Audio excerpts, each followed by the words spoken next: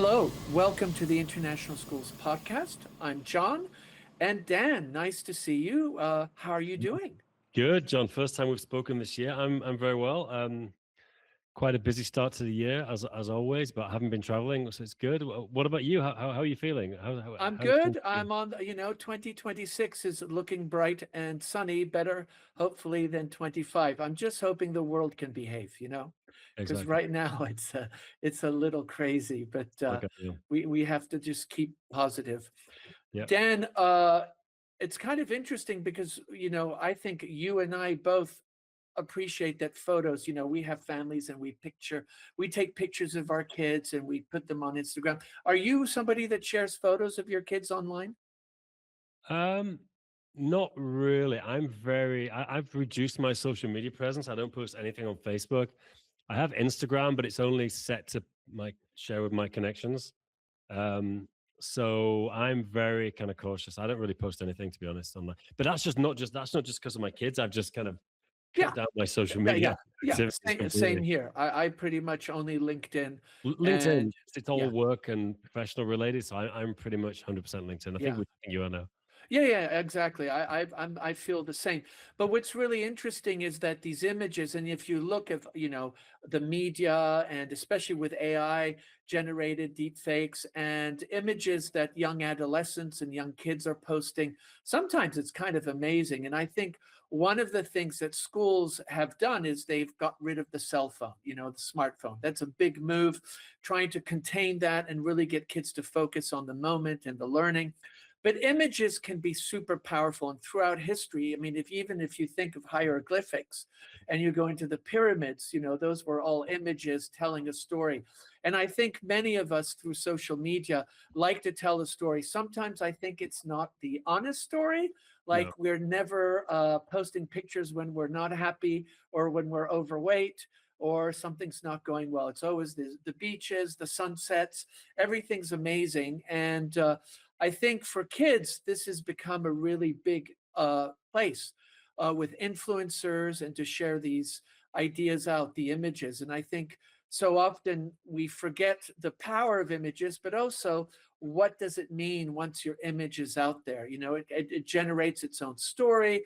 There are all kinds of things that start happening. And I think for younger kids, especially, I would say upper elementary and middle school, that can be quite complex and understanding the complexity of that and what does privacy. And the other one is sharenting, where parents post pictures of their kids without asking. No. I don't know how many Instagram feeds have babies in their mother's womb even before the baby's out, and they already have a digital footprint. I always find that really kind of, I don't know, I find that strange.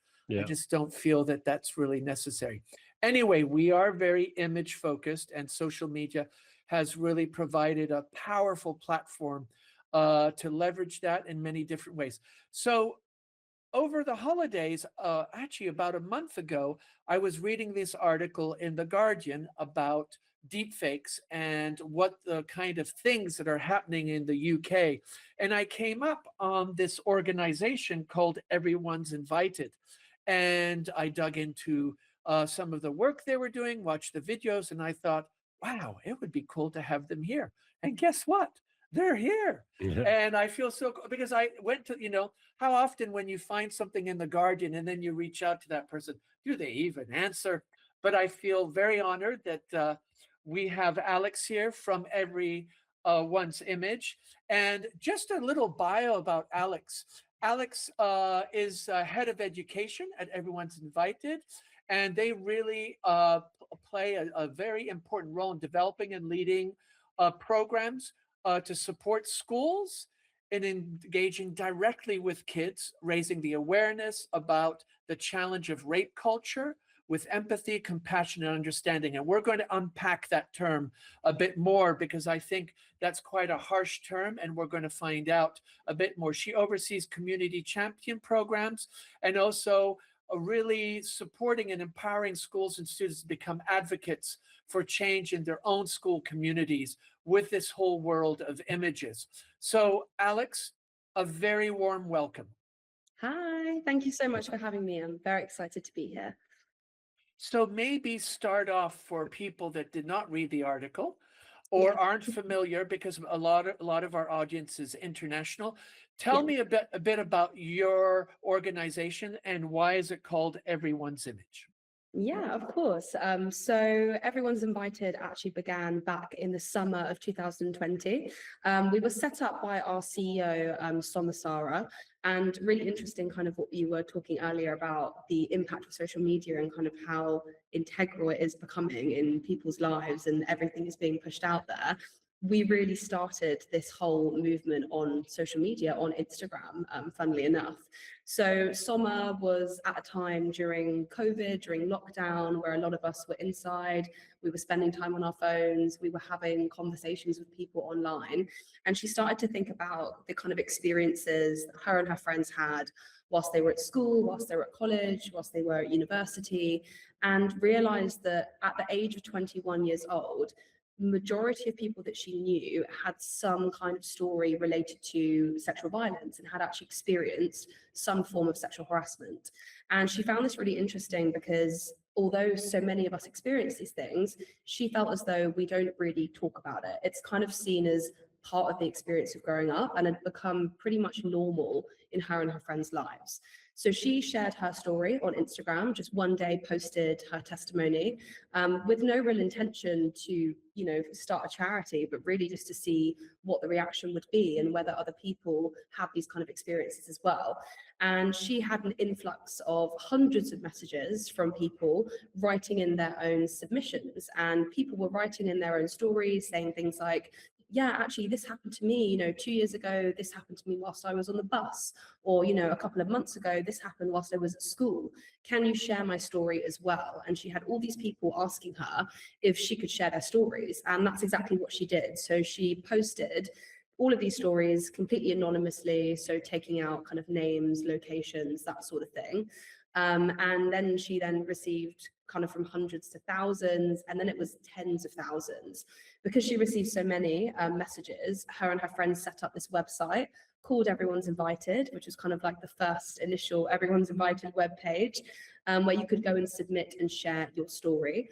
From then until now, we've had about 50,000 submissions. So, Wow. huge numbers, loads and loads of people coming to the website. And we then asked people, because something that we noticed was that we kind of sparked this kind of national conversation. It was being spoken about mostly kind of on social media. People were resharing the website and talking about the testimonies. And it was so many school children talking about things that were happening to them at school, which is obviously really interesting because these are places where people should be being protected, feeling safe, and, obviously not experiencing these things. So we kind of did a little experiment and we asked people to put their school name when you would submit a testimony. It was entirely optional. And we received 6,000 different school names.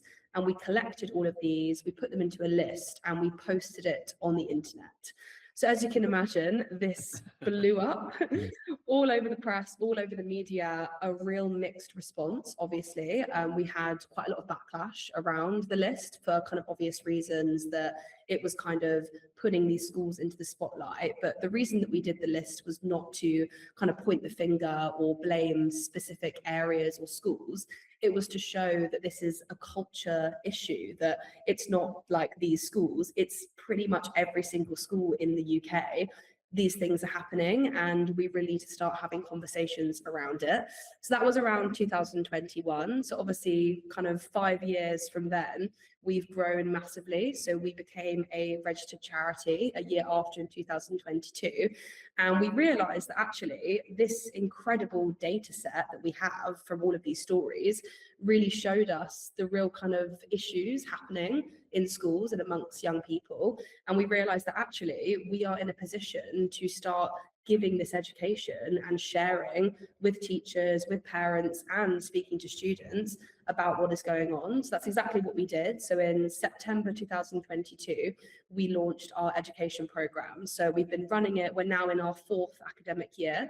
And in the past 4 years, we've reached over 160 schools, and that's all across the UK and in Europe as well. We've worked with a couple of schools in Switzerland before, and we've reached 67,000 students, which is something we are extremely proud of.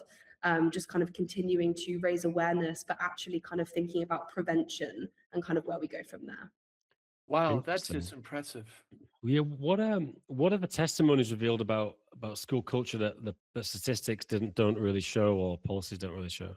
Yeah, no, of course. I think this was something that we were so kind of shocked and surprised about, was just what the testimonies were revealing. And I think that was why, there has been websites and charities that have done kind of similar things to us and collected stories and, done kind of big media pushes, that sort of thing. But I think because the majority of our stories were from children or kind of people talking about things that happened to them when they were really young, we had submissions from primary school, people talking about experiences that happened to them at primary school, secondary school, that kind of thing. I think it really gave a platform to young people, which I think is really lacking, that we don't really listen to the voices of young people.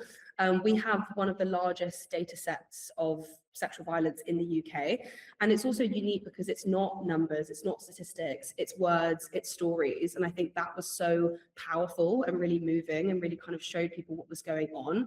I'd say, generally speaking, the biggest thing that was revealed was just the sheer lack of education around sexual violence, consent, relationships in kind of school settings, that it's not being taught by experts and it's not being treated as a priority. One of the most common sort of sentences in the testimonies that was coming up over and over again was, "My school did nothing." So I think it also revealed, I guess, how seriously schools are taking these cases. And I think a lot of people were really upfront and honest about how they felt as though the system failed them, that people didn't take it seriously, they were victim blamed, all of these things. So I think it really showed that actually listening to young people is so important when it comes to kind of fighting these issues. And I'm curious, were there any patterns in the data of I don't know, regions, ages of the students, types of schools, Yeah. backgrounds, social backgrounds that where things were worse or better, or anything you can think of from the statistics? Yeah, no, of course. So the data set, it's pretty much untouched, which is also why it's kind of insane that we've got this, but we right now haven't yet worked with kind of external researchers to do that research, but it's something that we'd really, really like to do, because obviously there is so much data there where we believe that within that data there is the answer to kind of why these things are happening, and also the answer to eradicate these things as well. So we're kind of in the process of trying to find external researchers. We're a very small team, and it was kind of started by all of us in our bedrooms at university. So none of us are kind of at that level of academic research where we could do It's that. interesting. I'm sure someone listening to this podcast, John and me on the international schools, we know a lot of people doing big data, especially I know Fantastic. there's a lot of people, it's a big position in a lot of international schools looking for patterns in data. So maybe somebody will even listen to this and reach out. Hopefully. So, Yeah, no, Yeah, definitely. and if you do listen to us and you think you can help out, drop a note on LinkedIn at International Schools Podcast, and we'll connect you with Alex. Yeah. Fantastic. Yeah. Oh, Yeah. brilliant. Yeah. That'd be amazing. Alex, I think a couple things is because I think it's important. You say you're UK based and you've worked with international schools, but this pattern is global, right? You 100%. have cross-referenced and checked with other places, or is it cultural to the UK?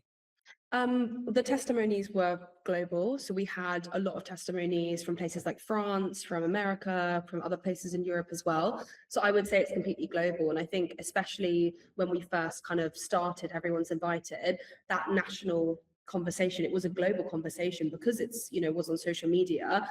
The real power of social media is where you can reach. And we had people resharing our website and talking about things that happened to them, on the other side of the world. So for us, we are in no doubt that this is a global problem. Obviously, we're a UK-based charity, and a lot of our content is backed up by, statistics, and we use kind of UK-based sexual violence studies, that kind of thing. But yeah, so it's definitely a global issue. Now, often I assume that when this issue comes up in a school or an education institution, often it's treated as an isolated event in Yeah. the sense that people might say, yeah, that's you or the kid. might have a profile that's been in trouble or whatever. Yeah. And how are you getting schools and leaders to understand there's a whole culture of this? And of Yeah. course, Instagram, TikTok, and YouTube, kind of propagate that, because very quickly something quite negative can have quite a large audience and go viral. How are you trying to get schools to understand this is not a bunch of isolated events? Because you Yeah. mentioned you had 6,000 first contributions. Yeah, no, definitely. Yeah, I think it's always the immediate response, I think, when people don't want to engage in this topic of conversation. There's reasons for it, I guess, not wanting to believe these things are happening to children because they don't want to deal with them, that kind of thing. Like, it's all these things that kind of add to it. Something that happened after the schools list was, obviously, a lot of people did actually question the testimonies and the stories, and they said, well, what are you backing this up with, or kind of what is the evidence here this is actually happening?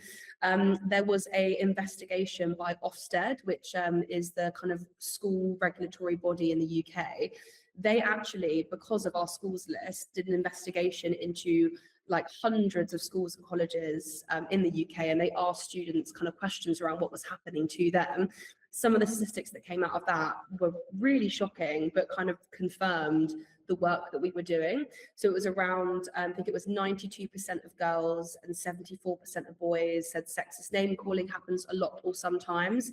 And around 40% of 13 to 15-year-olds said inappropriate touching happens a lot or sometimes. So we had that data there to say, look, like this is really happening, and it's happening to children everywhere. And I think after that was when the question arose, which is, okay, well, why is this happening? Why is this happening so often? And we talk about a term called rape culture, which I think whenever that's said, if you've not heard of it before, there is an initial, that sounds really awful. Like, what is she talking about? To explain what that means, realistically, the term rape culture, it's existed as a philosophical and social theory for many, many years. And it really just answers the question, which is, why is there so much sexual violence happening? Why does it happen so often?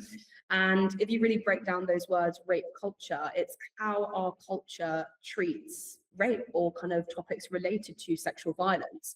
So maybe like think about that question, people who are listening, of like, how does our society treat sexual violence? How do we talk about it? And I'd say that more often than not, a lot of our expectations, our behaviors kind of contribute to the normalization of sexual violence. And that could be through things like just ignoring sexual harassment, or maybe saying to people it's not that big of a problem. It could be, making jokes about sexual violence. It could be victim blaming.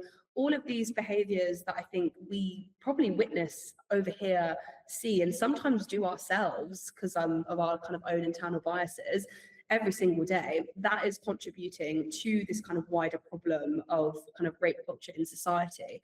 And the way that we kind of break it down and really get people to understand that it isn't just isolated incidents is we look at kind of realistic everyday categories. We look at things like gendered pressures. So what are the kind of stereotypes around masculinity and femininity that we are taught from a very, very young age? If you think about the kind of films, TV shows, books that you used to read, it's like, the man is the prince, the strong hero, the woman is the princess to be rescued. It's like, what's that teaching around power imbalances in relationships, or kind of roles that people have because of their gender?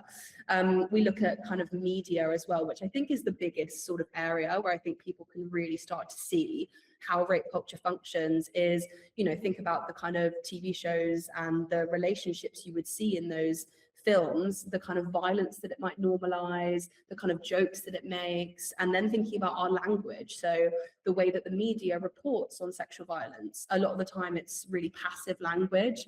They talk about things like, being forced to have sex. There's no such thing as being forced to have sex. If you're forced to have sex, then you have experienced rape.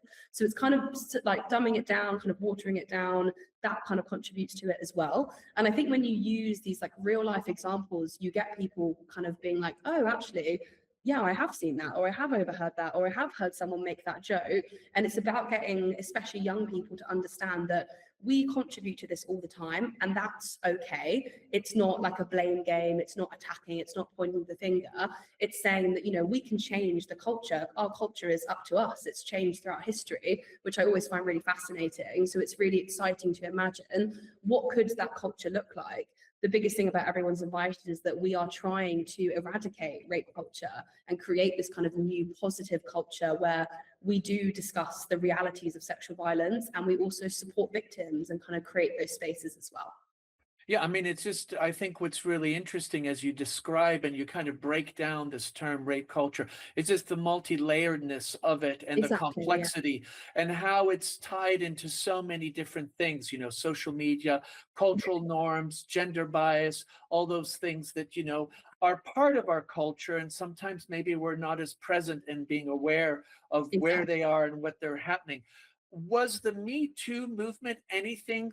My question is, what was happening before your CEO put something on Instagram? Yeah. I think obviously the Me Too movement was one of the first huge global movements that really started talking about the normalization of sexual harassment.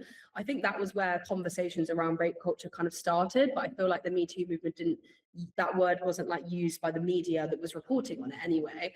So that kind of started obviously 2015, 2017. And I also think that was when there was a massive rise in social media and everybody was using it, that kind of thing. So yeah, I would say that definitely set the scene. But I would say that we talk a lot about the Me Too movement with students and with adults and with teachers. And I think it was an incredibly necessary, empowering, a fantastic movement, but it almost created a bit of a divide, I think. And that's a divide that we see in the classroom, especially amongst kind of young boys and young girls, where I think a lot of boys feel as though they are being attacked or they're being blamed for these things, and they feel like they're not invited into the conversation. And you asked me earlier, John, why are we called Everyone's Invited? As cheesy as it sounds, it's because everyone is part of this conversation. And I think it's really important for us to make sure boys and men feel like they're being included, because they're also part of the solution as well. So yeah. And often they could be also victims, because the reality is it's not always a girl that's a victim of sexual violence. 100%. Yeah, there is a mass. Yeah. So my question is, with this, I think what you're bringing up is a very important point, because we see this in social media and in the press, is this idea of boys feeling now they're blaming, and everybody's tiptoeing on their toes, really kind of almost paranoid, and that's a bigger word than needs to be, but are kind of hesitant, and there's that hesitancy. What are some of the gaps that you see schools are not engaging with? Because those are difficult conversations. Where do you fit that in a busy curriculum? And in some cultures, if you go home, you are not going to have that conversation. Yeah, no, definitely. I completely agree with you. And it's sometimes I feel the frustration from teachers and from schools that they just do not have the resources or the time or the capabilities to run kind of consistent, really important sessions, but that's what needs to be done. So I think it's really sort of looking to governments now to make that a priority and make sure that schools are being given the correct amount of funding, the timing, that sort of thing, to make sure it can happen. And I think that there is a real fear, to be totally honest, around having these conversations from adults to children, because I think adults are really worried they're going to say the wrong thing, or that they don't know exactly what they're talking about. And we run these sessions for teachers and for parents, and the amount of parents that come in and they're just like, this idea of TikTok and this online world, I just don't even want to think about it. I don't want to talk about it. I don't understand it. And I think maybe there is that kind of embarrassment of not knowing something that your child is fluent in. And I think children, we really learn from them. I think from our testimonies, from the work that I do, they are the ones that teach us what needs to be spoken about. So I think kind of removing that kind of idea of not wanting to ask young people, how do you do this, or what is this, or what are you seeing online? I think there is a massive gap, I think, of just not wanting to engage for fear of kind of that sort of thing as well. And I would also say the online world specifically, and just understanding kind of how sexual violence happens online. I think there is a real lack of education for adults in that aspect. Again, for the same sort of reasons of just not really understanding what it looks like, maybe not seeing it as serious, that kind of thing as well. So yeah, I would say the gaps really come into play with the kind of things that the harmful things they're seeing online. So you talk about these gaps and also, adults hesitant to have those conversations with younger students because maybe they, as you said, they might be a little uncomfortable, they might Yeah, do a faux pas, or it might not be appropriate, or they're going to get, some disciplinary reaction. Now, what we're seeing, and I'm sure you can attest to this, is that a lot of this kind of online, a lot of these harms are moving into the online environment. yeah, And of course, you have deep fakes that bring up a whole thing, and you have a lot of sexual shaming or pictures of girls then turned into porno videos. Could you talk a bit about that shift and what are you noticing in schools from the work that you're doing? Because I think I mean, mm, already the whole issue of gender imbalance and sexual harm yeah, and inappropriate behavior in a face to face, and yeah, then you layer this thing on top. yeah. That just seems like something on steroids. Yeah, yeah, no, definitely. And I think that was one of the biggest things that came out of our testimonies. I think back in 2020, nobody really was talking about like the kind of like the online world and harms happening on there, even when it just comes to things like, intimate image abuse or kind of sharing intimate photos without consent.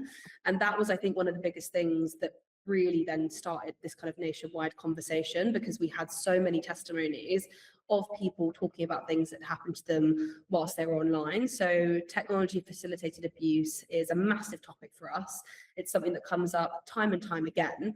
I think for young people, kind of what I kind of have come to understand from talking to students about this is that they are really confused over like what is illegal and what is legal when it comes to online harms, because they are not educated about it. And I think they don't really speak about it kind of in that school environment. And we talk about something called cyber flashing in our sexual violence talk, which is sending explicit sexual communications unconsensually. So, for example, just like sending a nude image of yourself without asking for consent to send it before. And that is, in the UK, a form of image-based abuse, and it's actually illegal. It became illegal around the end of 2024. And the amount of times where I am talking about this and I see like students' faces, like their jaws drop, they start turning to each other, and it's like they are so shocked and surprised that these things are illegal. And in those moments, I really realize there is such a lack of education around these things. And obviously, if you don't think that thing is illegal, then it kind of normalizes it. And I think for so many students, they experience that, but they just think it's just normal and it's okay to do. So yeah, that's something I've really noticed, I think, when I'm running those sessions and kind of seeing those reactions. Do you think that schools, like for example, my children's school's banned? There's now you can't use mobile phones at all anywhere Yeah. during school hours in the school. Do you think that is going to help things just from the purely, if nothing else, from the point of view, there's less time in the day for people to do things with their phone? Do you Yeah, think yeah, that, no, of that to be able, course. I mean, I'm a huge supporter of no phones in schools. I think it should Yeah. be, should not be there. Yeah. Yeah, definitely. This is something that we discuss constantly, because I think whenever you start to talk about the online world and all these harms, the immediate thing is like, we need to take all our mobile phones and throw them out the window. And like, that is kind of what we need to do. I would say that the majority, I think if not all schools in the UK and probably in Europe, there is pretty much like a phone ban where you can't get your phone Yeah. out on school premises, which obviously I support, just down to the fact that you should be doing your schoolwork like when you're at school, that kind of thing. However, it doesn't stop children from when they go home to then using it as soon as they get home, as soon as they wake up in the morning. So I think that, in some aspects, the bans help, but there needs to be something alongside it. There also still needs to be education. Teenagers will always find a way. They are so clever that when you ban something, it like makes them want to do it more, and they find all these ways around to like be able to still do it, essentially. So I think being realistic about the fact that, banning phones in schools doesn't mean that young people are not going to use phones. They will just do it outside of school or kind of in different ways. So we need to still educate them and kind of talk about these things as well. Yeah. What about the Andrew Tates and also the propagation of pornography? In other words, a lot of young kids have access to pornography. You have a 4G signal and kind of, those narratives, because there's this counter narrative and they're influencers, and there's this idea, let's, it's cool to shame. It's Yeah. cool to be the opposite of what we should do. I'm wondering how much does that become part of your work and conversation? Yeah, well, to answer that question, it is all to do with it, basically. I spend a lot of my time talking about the Andrew Tates of the world. We talk about kind of incel, involuntary celibate, kind of far right groups online. It really overlaps because obviously these groups are now becoming mainstream and they are encouraging so much misogyny and so much violence. And we are seeing a massive rise all across the world in gender-based violence, in more violence against women and girls. And I think so much of that is perpetuated and encouraged by these kind of spaces or by kind of the things that we see online. So it's really kind of ties into exactly what we're doing. And we talk about it a lot with students. I think as well, going back to the conversation about the Me Too movement, it really created this like vacuum where I think a lot of boys didn't know who to speak to or felt like they were being kind of shamed for being masculine or for being boys. And they didn't feel like they had those strong role models. And I think, unfortunately, who stepped into that vacuum was Andrew Tate and kind of pushed that divide, kind of made them kind of more extreme in those cases. And that was why I think he became really, really popular. People were talking about him so much. It was being pushed kind of on those algorithms. But I also think that there is a lot of blame from adults to children for going and looking at that content. It's so hard to not see it. I mean, even myself on my own, social media, I see these videos coming up. I don't engage with that person or those beliefs, but it's still being pushed in my algorithm. So I can't imagine kind of what it's like. There's been some really interesting research done by UCL, which is a university in London, where they created a TikTok account and they put some information in that it was a 13, I think, year-old boy, and they just searched some things like cars or like strong men, that kind of thing. Within a few days, they were being pushed extremely misogynistic, offensive, kind of violent content without really looking for it. So I think that is kind of how algorithms are working kind of on those social media apps. And it's a massive question as to like why that's even happening, and kind of proper regulation definitely needs to come into Yeah, place it's an interesting question. I mean, and yeah, I don't want to go on too much of a tangent, but I mean, Yeah. that's one of the reasons I'm not on social media very much. Because Exactly. Yeah. the algorithm pushes you in a way that wants to keep you Mm. engaged, and whether that's finding stuff you agree with or finding stuff you disagree with, so you're going to post about it. And it's very hard to get away because even YouTube, which almost everyone uses, just to watch to get good content. Yeah. Like I can't go to YouTube now just on the homepage because it's the same thing now. They're pushing Yeah. adverts, and even there you can't escape the algorithm. And I think the big tech companies need to be held more accountable for how they're behaving with the algorithms, in terms of keeping people in a state of constant outrage. Yeah. Just isn't positive for anybody. I know, yeah, no, definitely. And I think that is, I meet so many students that I can just see are in these echo chambers where it's like they're just being pushed the same content, the same opinion, and they are so convinced that that is the way the world works. And these are like children that definitely, I mean, even I like to, like, it's like there's so much to know, so much knowledge. But I think when you're 13, 14, you think like everything there is to know, essentially. And the way that information is shared now is so interesting that it is just like at the click of the finger you can find anything pretty much. So it's really important to teach critical analysis and to really get like students to understand how algorithms work. I'm 26 years old. So when I was at school, we had like the first edition of Instagram, which was like black and white pictures of like your food and that being pretty much it. Like now I'm like, what, I miss those times. It feels really nostalgic.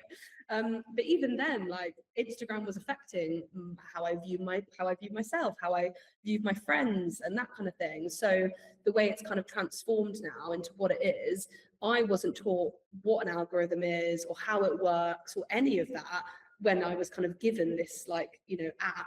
So I think now it's really important that we do teach kind of children and adults, like all of us, actually how they work and kind of how to use them as well.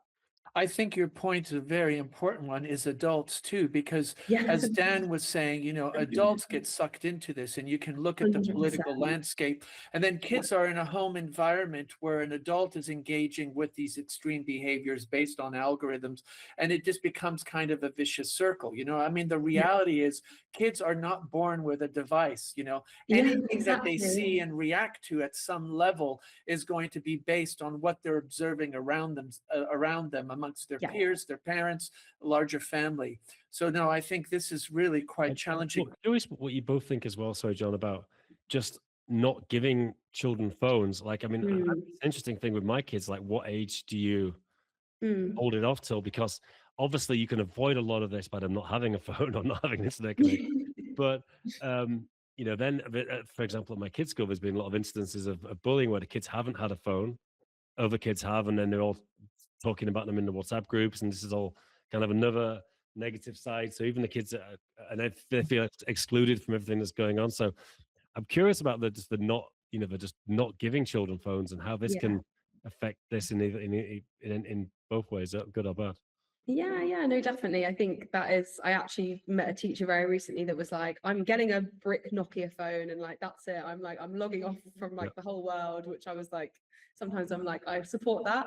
But yeah, I think the thing around just like not having phones, I think it's really important to, I guess, remind ourselves that technology did not invent misogyny. Like these things exist in society way before technology ever existed. It's obviously perpetuating it, and it's kind of transforming it into these like new forms and new harms. But getting rid of phones does not get rid of the kind of systemic problems that kind of happen in our society. And I also would say, kind of for a more positive aspect, everyone's invited started on social media. So no, we didn't have any phones, then we wouldn't have this kind of amazing charity. And I think a lot of students I meet that are kind of members of the queer community or identify as queer, they actually find really fantastic supportive communities online, wherein they might not have that kind of in school and in person. So I think it's also nice to also think about, what are the pros, and kind of, is there a way that we can imagine a world where we do have social media, but it's more kind of positive and we don't have these kind of issues? And I do think it's possible. It just probably feels like it's hard to even comprehend or imagine what that would look like. But yeah.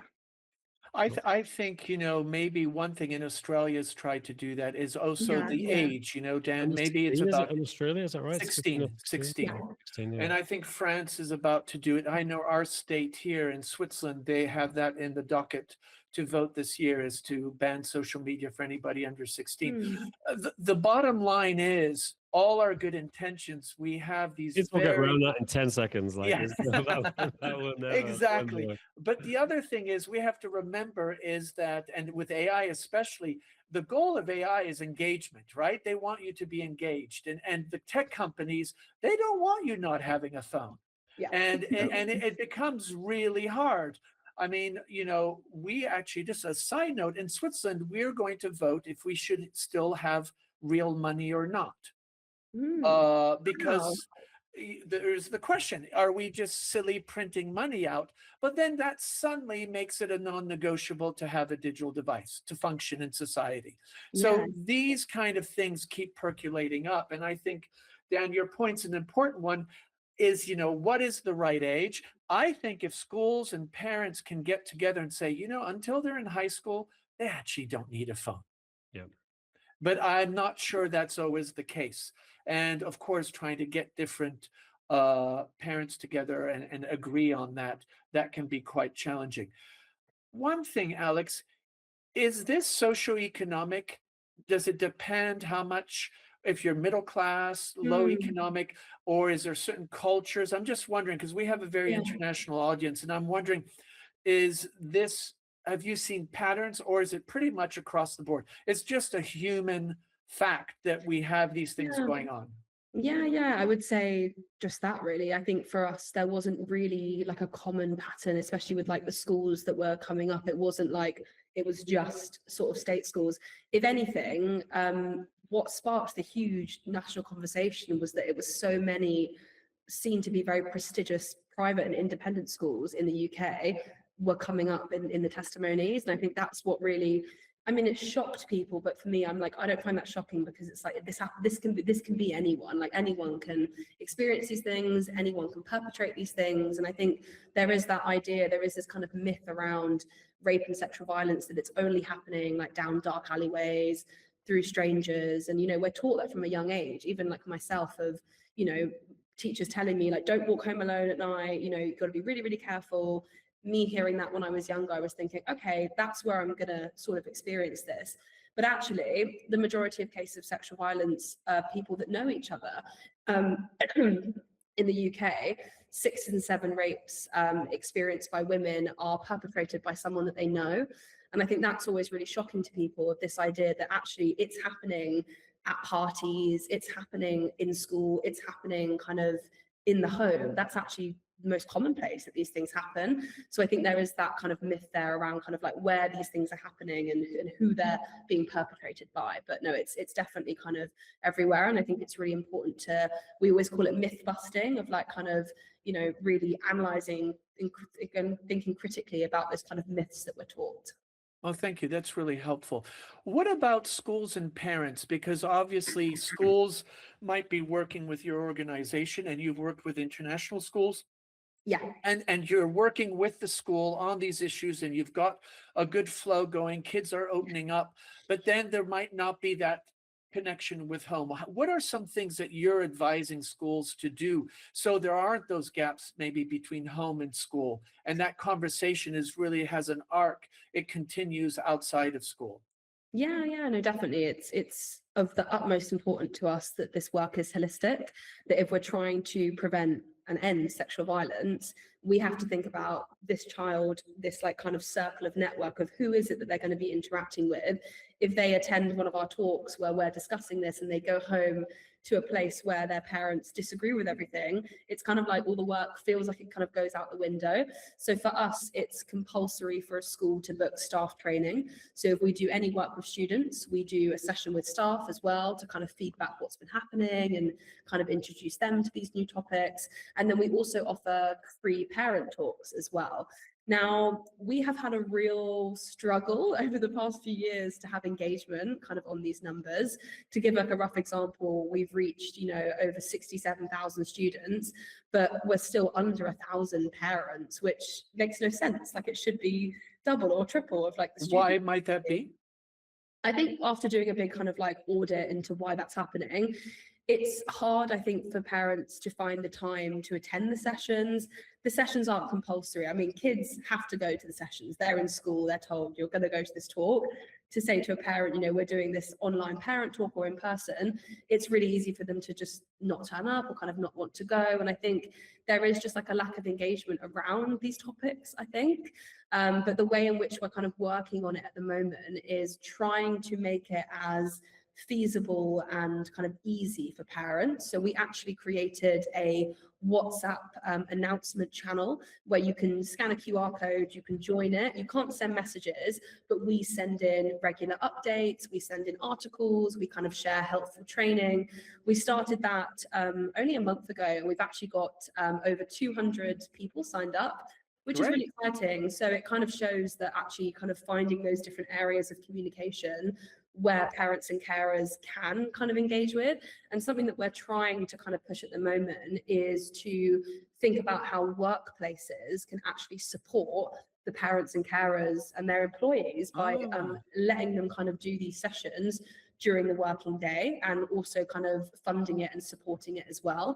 So that's something that we're kind of trying to explore, is looking at kind of corporate companies and offering them, you can put on a parent talk that we will run and invite all the parents and the carers that work for your company to kind of, show that they're kind of supporting their well-being as well. Excellent. Oh, that's great. And the idea of the QR code with the channel is, I think so often, yeah, parents are busy, they're working, and then when they come home, they have to, dinner, taking care of kids and whatever else is going on, makes it really challenging. Alex, what has surprised you most about how educators have reacted to your work? Oh, that's a really good question.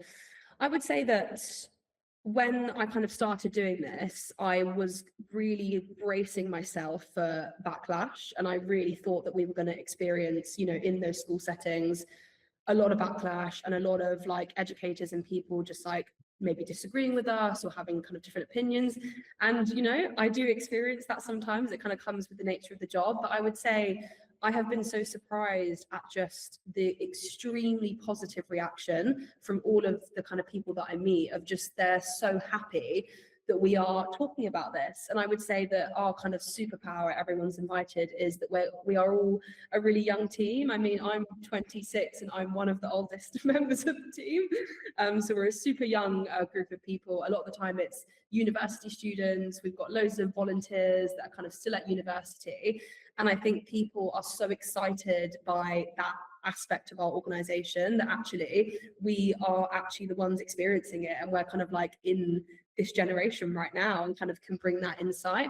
So yeah, I would say that I was maybe bracing myself for us to be not taken seriously or kind of to be defensive, but actually we've been so warmly welcomed, I think, by so many educators and so many other fantastic charities and organizations that are just really happy that we're kind of bringing it into the conversation and giving a platform to young people. I think teenagers, children, they're not given these platforms and they feel that they're not being listened to. So, you know, I have such amazing, lovely stories of kids coming up to me at the end and just saying, thanks for just like asking me a question. Like, nobody does that. Nobody wants to know what I think. So yeah, it feels really, you know, I completely love my job. I'm so passionate about it for that reason of being able to kind of be that voice for young people.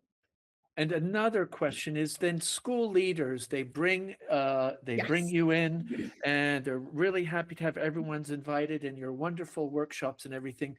What is their biggest challenge once you step away?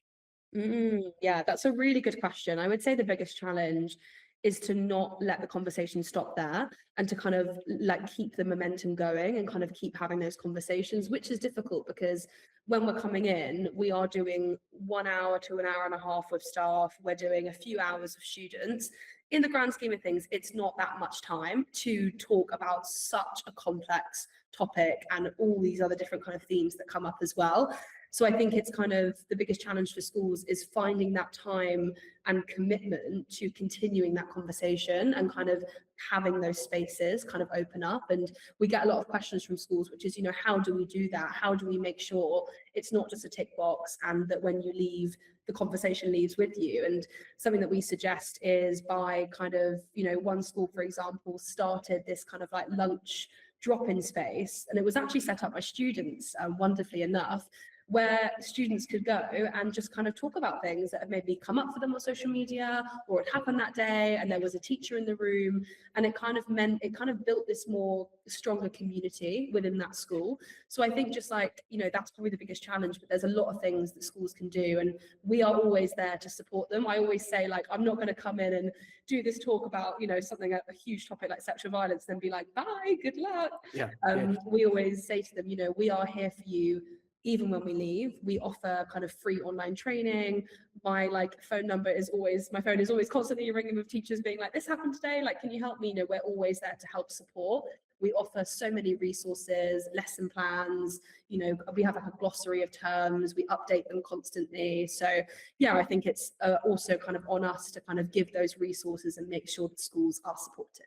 Yeah, because I think for a lot of school leaders, they might have the heart to do it, but it's also the Yeah, structure and the resources 100%. and the time. And the time Yeah. is always our worst enemy on anything Yes. like that. Yeah, Perfect. absolutely.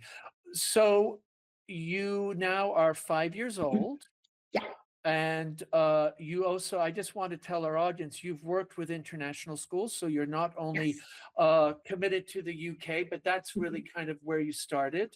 And that Alex has put some great resources on our show notes, so you definitely want to pop over there. What would you say to a student that might be listening to this and doesn't have somebody like you, everyone's image available? What are some things that when students feel their back is against the wall, what is something Yeah. that you tell them?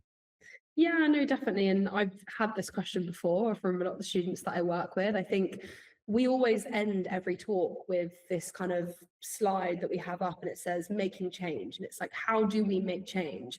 And I think when you're a student at school, you know, you feel like you're one and you are one of thousands sometimes of other young people, and it can feel very much like your impact is really minimal. You don't have any impact. There's no point in you kind of talking about these things. And something I always say to them is that, Soma, for example, our CEO, if she believed that, I wouldn't be here today, and we wouldn't have worked with kind of over 60,000 students. So I think it's kind of empowering them that actually your voice and your story and your experiences matter. And, even just her posting one day on Instagram just to see, I wonder if people will respond, like that's kind of then transformed into this like incredible thing. We've done such amazing work. So I think kind of telling that story really empowers students and makes them realize that actually, yes, I can make a difference. And it doesn't need to be setting up a charity or doing something like that, but also the really small kind of little changes every single day of just starting a conversation with your friendship group, or maybe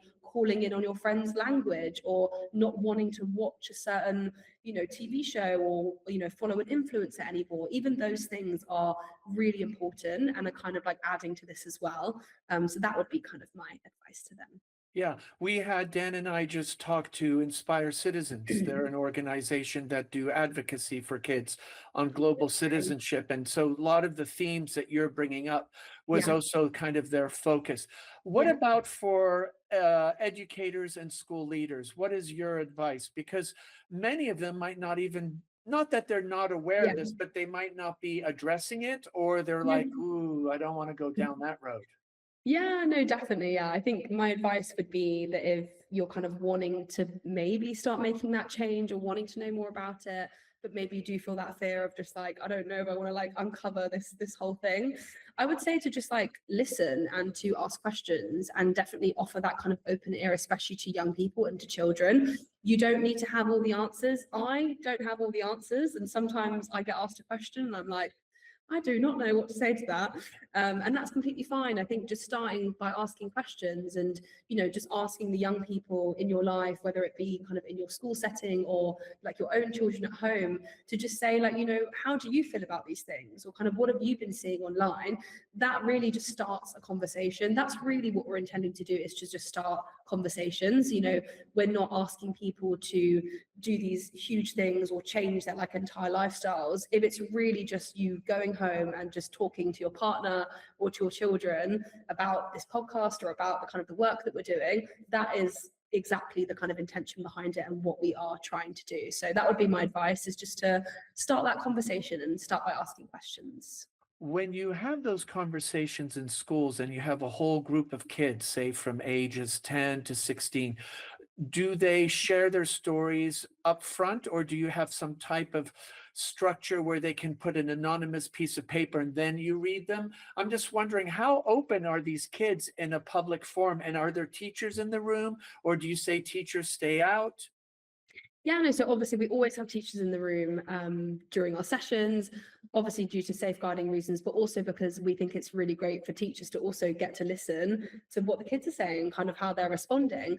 We don't really share stories like within the sessions. Sometimes we will take examples from our testimonies and read out a testimony and discuss it, but we kind of steer away from getting children to talk about their own experiences, because we don't want to put that pressure on them. We don't want to ask them leading questions.